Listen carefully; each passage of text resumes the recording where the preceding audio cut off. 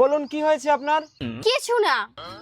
আরে বলবেন তো কি হয়েছে আপনার? তুমি জানো না কি হয়েছে? আরে আমি কিভাবে জানবো আপনার কি হয়েছে? আমাকেও জিজ্ঞেস করো না আমার কি হয়েছে। আরে ম্যাডাম আমি ডাক্তার, আপনার স্বামী না। চিল্লাও, তুমিও চিল্লাও, আমিই তো খারাপ। আচ্ছা আচ্ছা আচ্ছা, সরি, মন খারাপ করবেন না। আমার সাথে কথা বলবে না তুমি। আরে ম্যাডাম এত টাইম নেই আমার কাছে, বাইরে অনেক পেশেন্ট আছে, তাদেরও দেখতে হবে। হ্যাঁ, আমার জন্য তোমার কেন টাইম হবে?